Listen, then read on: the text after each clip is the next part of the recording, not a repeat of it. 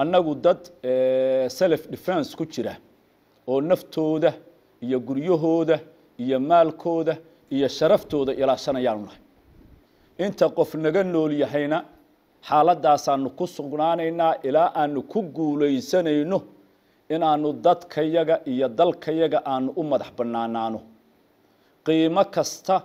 oo ta noloshu ay u qaalisan tahay oo ta maalku ay ku xigto oo ta hantidu ay ku xigtana waanu gelinaynaa waxaanu ilaahay ku mahadinaynaa maanta taa in aanan ku kala qaybsanayn bismillah وبه نستعين على أمور الدنيا والدين وصلى الله على من لا نبي بعده صلوات الله وسلامه عليه أما بعد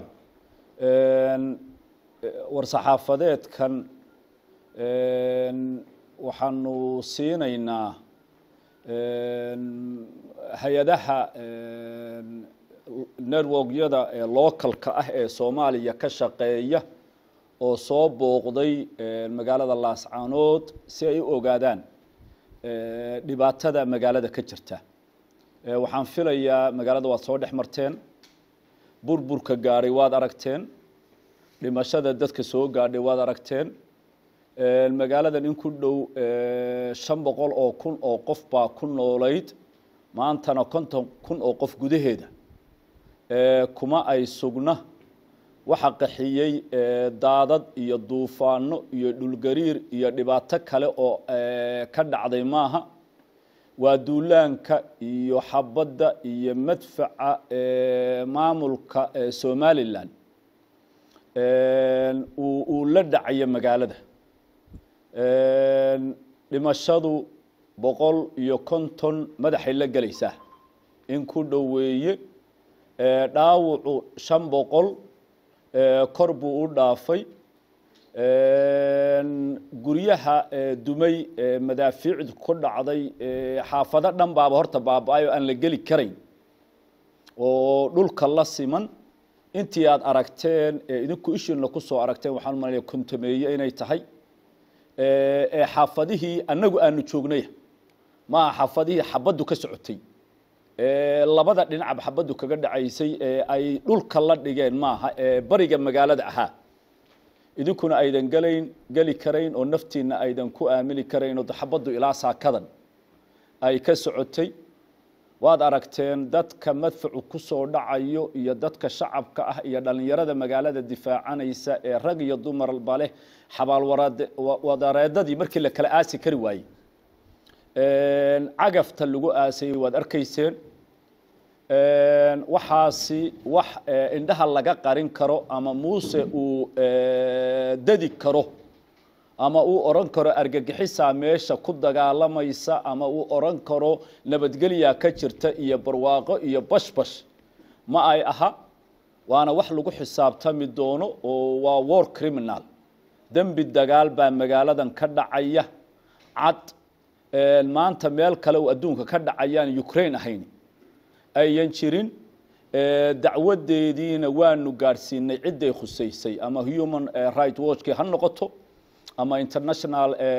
crisis court ha noqoto ama united nations ka noqoto ama ha noqoto igad dacwadeedana ilaahay dukuro yahay meel la aan dhici mayso dhinaca international community-ga dhinaca yagana waxaanu ilaawi doono ma ay noqon doonto warbixinta waad haysataan annagu dad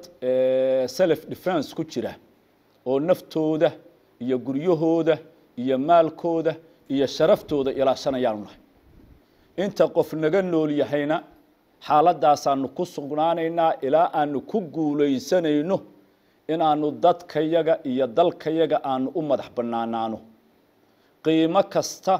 oo ta noloshu ay u qaalisan tahay oo ta maalku ay ku xigto oo ta hantidu ay ku xigtana waanu gelinaynaa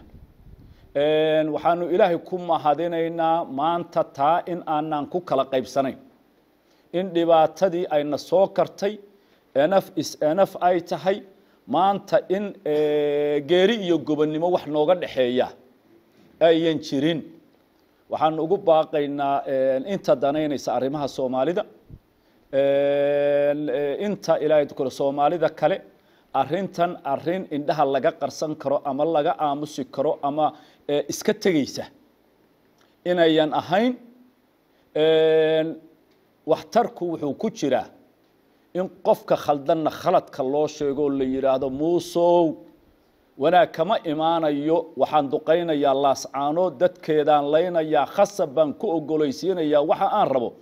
wanaag ka imaanaya ma uu jiro in lagu kala dhinto dhimashadu badato labada dhinacba la kala go'o colaadu fido geeska Afrika ay wada gaadho ilaahay dukuuro yahay ay qabiil iyo isr ay u fido buu ka shaqeynayaayo ka talinayaa Muuse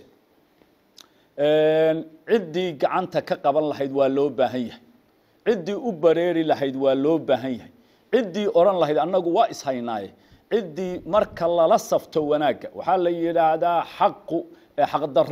xaqdarradu waxay tanaadaa oo ilaahay hadduu kuu roon yahay kor u kacdaa marka xaqu aamuso waxaad moodaa Soomaaliya in ay xaqa ka aamusan tahay in yar mooyaane in yar oo fara ku tirisabaale war Somaliland waad khaldantihiin dalkan iyo deegaankan aad ku duusheen xabada la dhacaysaana idinku ma lihidina ka soo baxa guriyihiina ku soo noqda maalinta codka Soomaaliyeed uu sida isku raaco xaqdarradu way jabaysaa inta laga aamusan yahay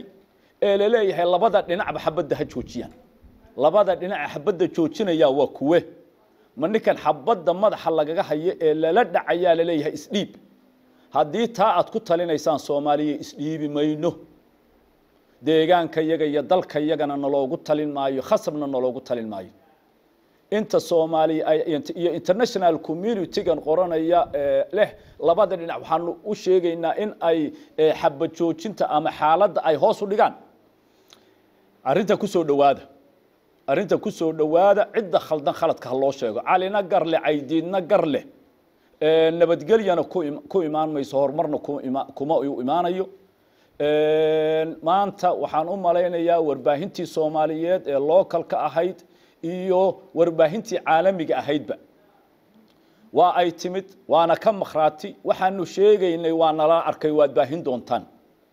hadday dhimasho tahay iyo hadday burbur tahay iyo hadday madfac tahay dagaalkii ugu adkaa shalay baa magaalada lagu soo qaaday dagaalkii ugu adkaa nasiib wanaag warbaahintu waa joogtay arrin la isku tuurtuuri karo ma aha waxaan u malaynayaa inaad duubteen dadkoo isdifaacaya iyo duulaan lagu hayo marka insha Allah taala waadna la wadaagi doontaan waa mahadinaynaa inaad naftiin u soo hurteen inaad goob dagaal inaad ka shaqeysaan oo aad ka baahisaan oo shaqadiina aad ka qabsataan aad ku dhiirateen waa warbaahinta noo timid waa ku mahadinaynaa jazaakumullahu khayra jaza inahaasaan anigu kalmataynka ku soo ururin